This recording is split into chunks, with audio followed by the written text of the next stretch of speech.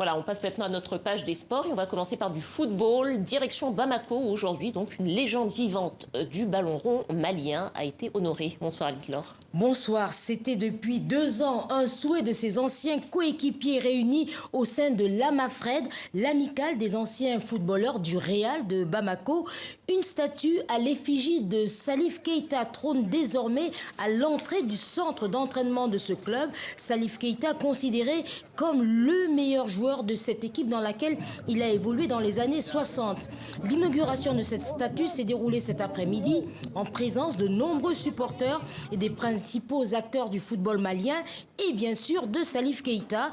Déjà honoré en France, l'ancien avant-centre de Saint-Étienne et Ballon d'Or est aujourd'hui âgé de 75 ans. C'est avec son habituelle discrétion et retenue que Salif Keita a reçu cet hommage. On écoute sa réaction au micro d'Aruna Sissoko. J'étais très ému. Je n'ai jamais pensé qu'on allait faire une statue à mon image. Et surtout mon club, le Real. Et quand je suis parti du Real, évidemment beaucoup de gens n'étaient pas contents. Mais je reconnais franchement le geste du Real et je souhaite qu'ils aient le temps de faire pour d'autres après moi.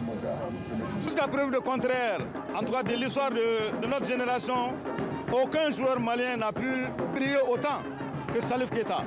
Il a eu toutes les gloires du football malien. Et aujourd'hui, ce n'est que justice faite de lui rendre cet hommage. Un hommage qu'on a l'habitude de faire à titre posthume. Nous, on s'est dit que ça n'a aucun sens. Il est vivant. Pourquoi ne pas fêter l'homme? Voilà, longue vie à ce joueur d'exception. Lise-Laure, vous nous donnez des nouvelles du mercato?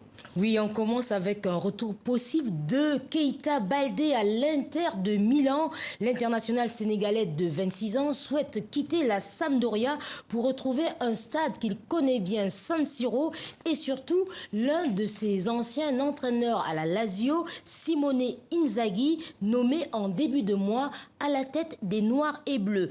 Un autre international sénégalais des moins de 23 ans, Amad Cissé, surnommé Thiago, vient d'être transféré au Bourges Foot 18 en France, un club de National 1. Première donc expérience à l'étranger pour ce milieu offensif de 20 ans de l'AS Pikine qui quitte donc la première division sénégalaise. Et puis du côté du Burkina Faso, on a un jeune retraité qui reprend du service. Oui, il y a 35 ans, Jonathan Pitroepa, 82 sélections, va la saison prochaine évoluer dans un club amateur de Régional 1 en France avec son fils.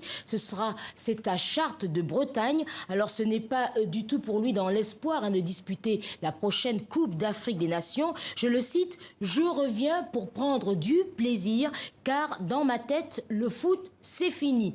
Alors le président de ce club a demandé à l'ancien attaquant burkinabé retraité des terrains depuis février dernier de mettre son expérience au profit des jeunes. Ouais, et puis on va parler de la Ligue africaine des champions. Demain, on jouera les demi-finales retour de la compétition. Oui, à 16h, temps universel, au Soccer City Stadium de Johannesburg, les Amakosi de Kaizer Chiefs, surprenant vainqueurs 1-0 à l'aller face au Wydad de Casablanca, tenteront de valider leur ticket pour la finale. Et puis en Égypte, après avoir perdu à domicile, l'Espérance de Tunis est sous pression avec 3 joueurs en moins, dont 2 positifs à la Covid-19. Les Tunisiens affronteront demain au Caire les Diables Rouges de Al Ahly. Début de la rencontre, 19h GMT au Al Salam Stadium. Merci Lise-Laure, à demain. À demain.